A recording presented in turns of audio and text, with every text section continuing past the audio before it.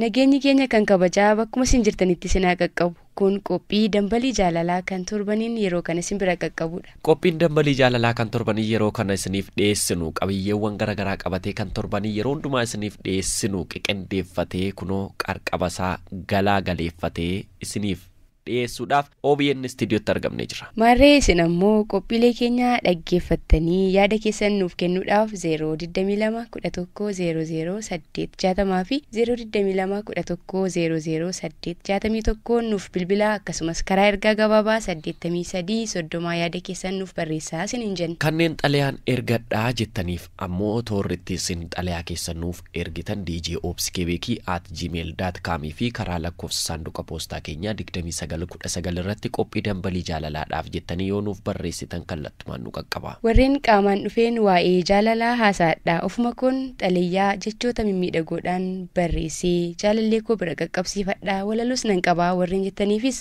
OBN Adaamaa yoo dhuftan nu argachuu dandeessu. Marree qophii dambalii jaalalaa koottaa waliinaa hojjennu isiniin jenna dhaggeeffattoota qophii dambalii jaalalaa. Qophiin dambalii jaalalaa isiniin miidhagaa jennaani isinis koottaatii nu waliin qophii dambalii jaalalaa hojjedhaa isiniin jenna. Warreen mudannoo qabdan ammoo mudannoon keessan ni barsiisaa ni bashannansiisaa ni bohaarsaa kan jettan yoo ta'e Studiyoon keenya isiniif ispanaadha. Marree karaaleen isiniif erre kana yaada keessan nurraa hin qusatiinaa akkasumas walaloof xalayaa nuuf ergaa isiniin jecha qophii dambalii jaalalaa kanarraa ammoo sirbaan yoo eegalle hoo. Sirbi kunootii sirba isin affeeraa qophii dambalii jaalalaa saga xumuraatti isiniif dhiyeessaa kan isin waliin turru ammoo an obsii filee fi an ammoo Nimoona Naggasaati. Hanga xumuraatti nu waliin turaa qophii dambalii jaalalaarraatti jaalala dhandhawadhaa isiniin jenna.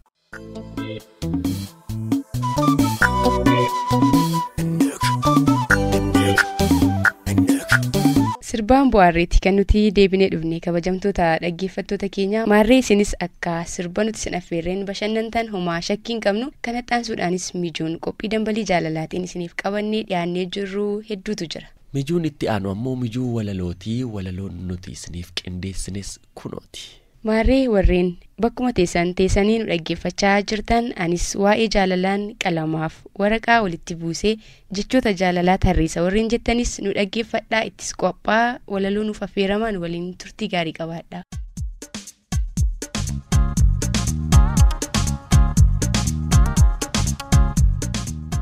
Utubaa jireenyaaf milkeessaa kaayyoo koo ati naaf jiraannaan kunootiin lubbuun koo. Joortee dadhabdeetu waa'ee koof dhiphatta dhala kootii jettee anaaf kuftee kaata nama taatii jettee hedduu na dadhabda. Kanaafuu abbaa koo osootu naaf hin himnee abbaa koo waan hundaa otootu naan hin jennee borsi kan koo hooda osoon sin nageenyee ta'een ooleem hooda akkaataa jireenyaaf akkan itti deemu boruu koo tilmaamee si'iim kan naa himu. Eessa akkan ga'u maal gochuu akkan qabu situ naaf seenessaam malee hanquban qabu. Kaayyoo koo fokkolta waan hedduu abbalta koottumee gattaa'ii waan siif himaa jetta ofitti na waamta gurran na asaasta waa hedduu naaf himta. Anis tole jedhee jilba kee qabadhe waan ati naaf galaas ta'ee hundaa hammaarradhe achi gaman ce'ee hedduun tarkaanfadhe. Diinotaaf fira koo adda baaseen beeke riqichi yaada kee anaan na ceesisee boruu koos akeeke ergat naaf galaastee yaada kee qajeelaa guutummaaf kutannoo achin ce'ee manoo diinotaaf fira koon adda baasee beeke kudhaa manaaf ta'ee anaafuu gorsikee nan yaadadha abbaa koo isatti naaf himte isatti daandii gaarii anatti agarsiiste.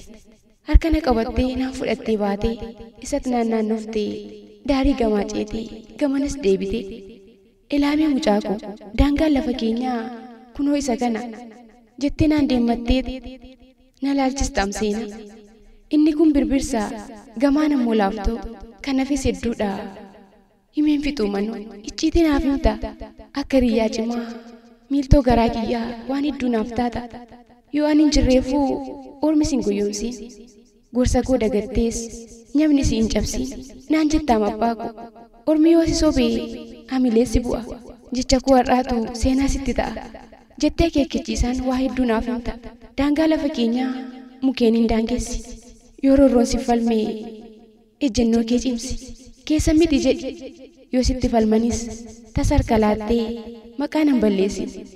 Maqaa qofaa miti lafa kan koo laattee ofis hin joonjissin jettee waan hundumaa gurra koo na buuste. Eenyummaa koo maraa achi dhuftee keenya hidda koo kaleessaa dacheen otoo nafiin mara naaf ibsita. Waan hunda naaf himta daandii koo akeekta. Har'aas ga'uu koof daandii anaaf taate ati qorraa waadamaa anaan boqochiiste.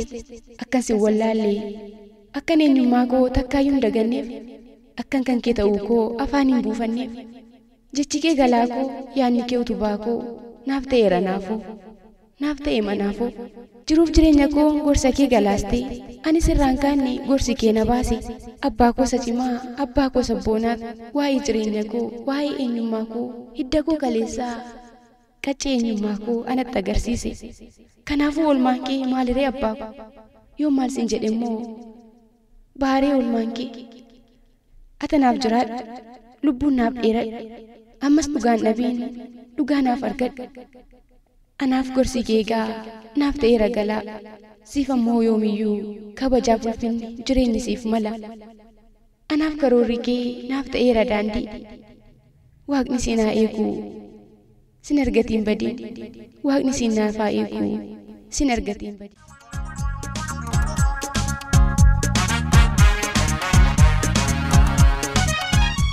Mata duree walaloo kootii mata duree kootii. Kitaaban dubbisu awwaaran bubbisu innan kolfee siiqsu gaafan mo'ee fiiksu. Akka ilma namaatti innan kabajamu gaarummaa koof kanan eebbifamu. Kaayyoon koo fuulduraa innan argaa jiru ofii koof of ta'ee innan biyya jaaru. Abjuun ko sun isan argaa jiru nageenya addunyaa dallaan cabaa jiru. Gaafan kaasee dhaabu namoonni na beeku anuuf quban qabu maqaaf mata duree malee kitaabni nuyi kan qabu. Mata dureen kosii anan gamuu beekamu addunyaa irratti hangam leellifamu. Cimina koof jabina koof yeroo weeddifamu ani of hin beeku eenyu ofiin jedhu akkamiin of waamu. Si'im kitaabni jiruu kooti ati mata duree kooti ani immoo waa'ee keeti. Waa'een koo hundumtuu qabiyyeef baafanni kaayyoof ergamni taateen jiruu kooti. Diraamaaf asoosamni riferaansiin dhumaa hundi isaa gaaleedha siin ala maaliin an waamamaa. An kun eessaan barreeffame eenyurraan argame maaliin an qarame. Si'iini sumaanan faayame kabajniif ulfinni har'anaaf kenname. Hunduu sumaaf malaati ani immoo waa'ee keeti. Mata dureen jireenyaa hiikti addunyaa kooti. Waa durriif boodni koo anaaf harmee kooti. Harmee ati mata duree kooti.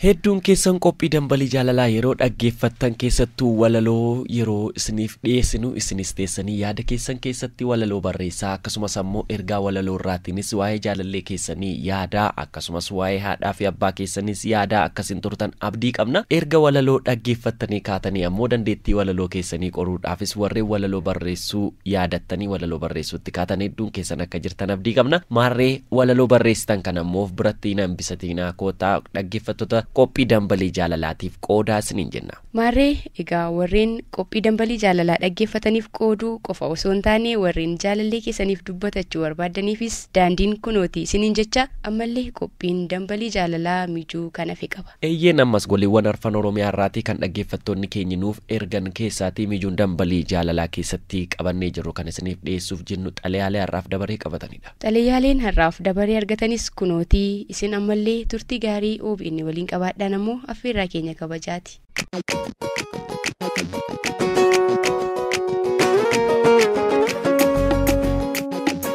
Osoo of eegin duuba deemtii jedhamiti yeroo Oromoon waa malee miti silaa waan jedhaniif qabu.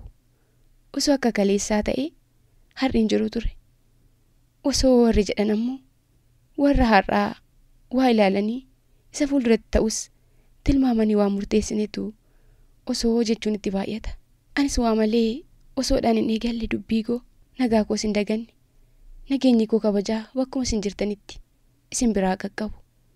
Qopheessitoonnii fi dhaggeeffattoonni qophii dambalii jaalalaa har'aa waan jiruu jaalalaa keessatti na mudateen dhaggeeffattoota qophii dambalii jaalalaa biraan ga'een isaanis irraa akka baratan warreen akka koo osoo jechuuf deemanis akka osoo irraa of qusataniif gumaacha koo baachuuf dirqameen jira.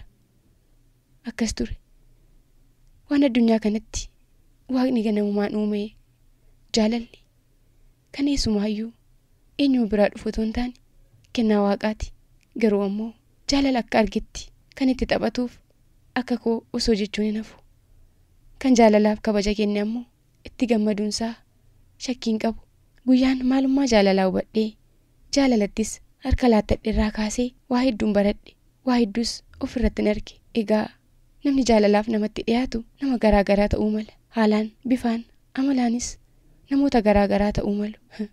Ani garuu namoota natti dhiyaatan keessaa waa hedduun tilmaameen buusee baaseen kana guutuu qabaa, ulaagaa kana hundumaa naaf ta'uu qabaa jedheen ofii koo murteessaa ture. Kanumarraa ka'uun iyyuu namoota jaalalaan bitamanii jaalalaa fi jaalala dhugaa qabatanii gara kootti dhufanis meeqa namilee isaanii cabseera.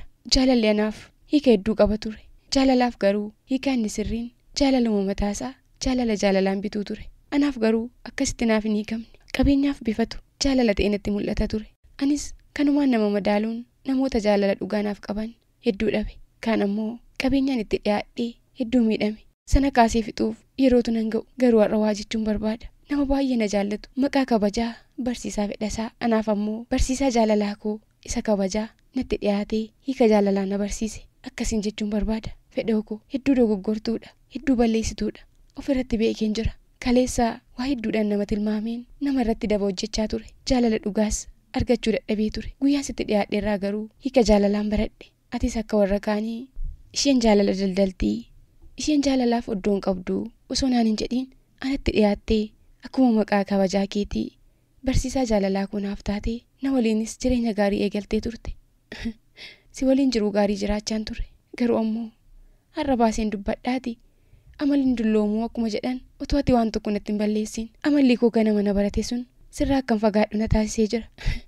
Guyyaa kamisaa guyyaa keessaa naannoo sa'aatii 6 yeroo ati laaqanaaf hiriyyaan koo mana jirtii fuula gammachuudhaan bakka ganama na dhiistee deemtetti yerootti deebitu an badii tokko toos irratti hin argiin kana namiitee osoo siin hin jedhiin huccuu kiyyaa borsaan qabadheen mana duwwaatti siif dhiisee ba'ee si eege. Atis amma deebitee dhuftiidhaan osoo na eegduu gaafanan gara manaatti deebi'uu dadhabu bilbila koo irratti bilbiltee eessa akkan jiru na gaafatte. An garuu magaalaa Asallaarraa konkolaataa qabadhee magaalaa Adaamaa akkan geeru siif kaase. Biyyi nagaa mitii naan jette. Nagaadha garuu turtiin si wajjin jiraachuu qabu waan hin xumureefii siin jedhe. Maal akkan ta'een iyyuu hin beeku. Fedho waa tokko natti balleessitee hin qabdu. Haalliif amalli kee inumaayyuu kan nama bakkeerraa waamee mana keetti akka inni galu taasisu malee kan manaa nama baasuun turre. Ati irra deddeebitee badii maal sitti balleessee jettee na gaafattus an takkaas dhaga'uu hin dandeenye. Nan deeme bakka hin deemes naaf hin milkoofne. Atis waaqatti na dhiifattee jiruu kan kee qofaa gaggeeffachuu akka eegalte naaf kaastee jirta.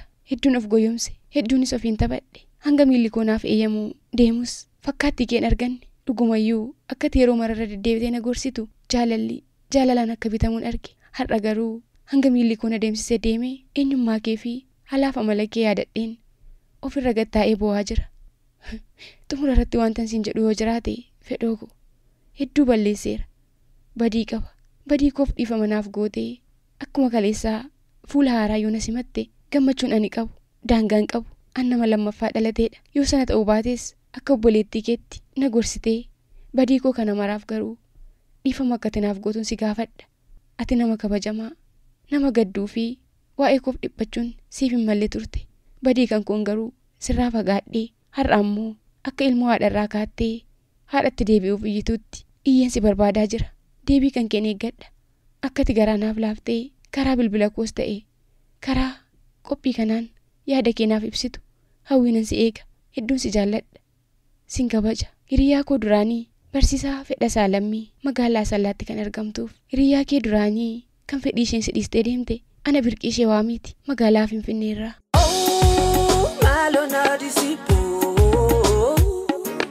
Maal akkan jedhu maalis akkan dhiisuun beeku.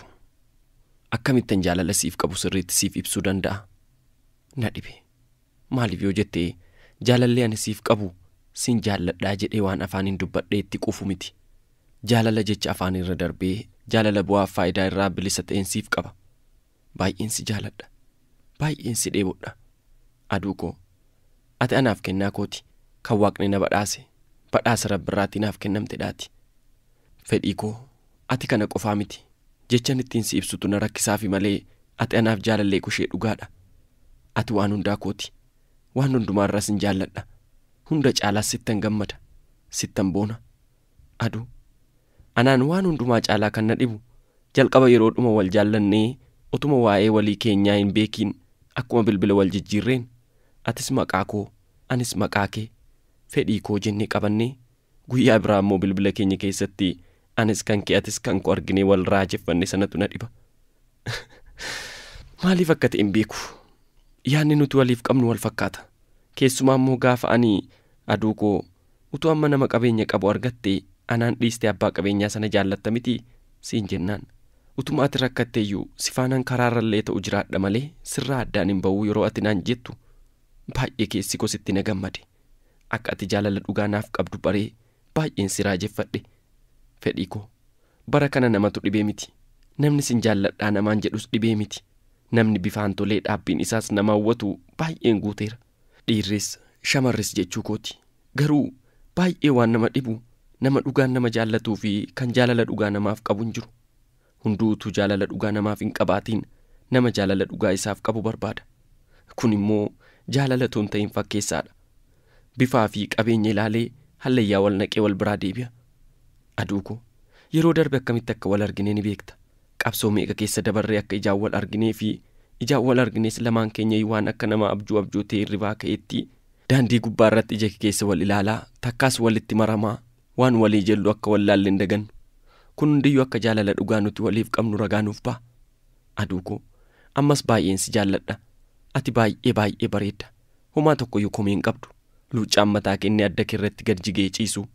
Dhaabbanni funyaan kee fi bifti kee diimaan sun inni biiftuu ganamaan baatee rurii xiqqoon yookaan borootiin haguugamtee ol qajeelte fakkaattu sun baay'ee akka ati waan hundumaan nama wattu si godha. Ajaa'iba uumaati.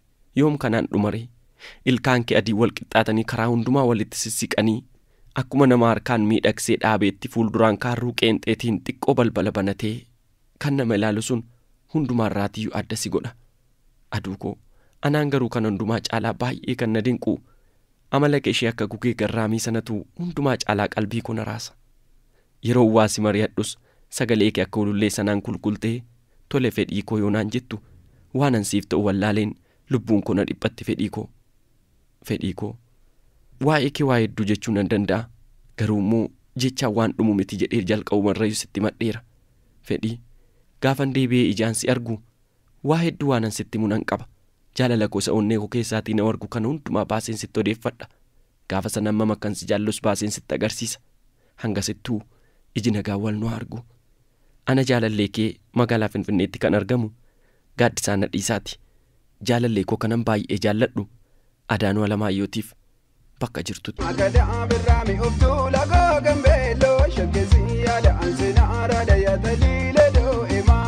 Qophii dambalii jaalalaa dhaggeeffattanii anis irratti hirmaadhaa jettanii warreen yaadaa jirtan hedduu keessantu jira. Iimeeliin keenya djobsikebeki@gmail.com fi lakkoofsaan dhuqa poostaa keenya 2919 isinumaaf uumame. Akkasuma immoo warreen qophii dambalii jaalalaa yeroo dhaggeeffattan maali warri qophii dambalii jaalalaa qopheessan kana nuuf hin sirreessanii jettanii qeeqa keessan sammuu keessan keessatti akkasuma garaa keessan keessatti yaadaa osoo hin dubbatatiin warreenis ammoo kun immoo nutti toleeraa jettanii odoo nu raajeffattanii ammoo darbaa jirtan jirtu. Akkanattiin darbiinaa isiniin jennaa karaatti si yaada keessan nu biraan geessantu jira. 022-1100-860 fi 022-1100-861 karaa isinitti bilbiltanii yaada keessan kennatanii karaa ergaa gabaabaa 8330 yaada keessan ergaa barreeffamaatiin nuuf gumaachuu dandeessu. Nimoona Naggasaa fi Obsii Filee qophii dambalii jaalalaa har'aa kan akka amma dhaggeeffachaa turtan kanatti qindeessinee isinii dhiyeessinee jirra. Abdusalaam Muhammed ni gulaalee. Torban ammoo qophii dambalii jaalalaa qabiyyeewwan dambalii jaalalaa'een hunda of keessatti qabatan qabannee dhiyaanna. Torban nagaaf jaalalaa isiniif haa ta'u. Nagaatti. Dambalii jaalalaa.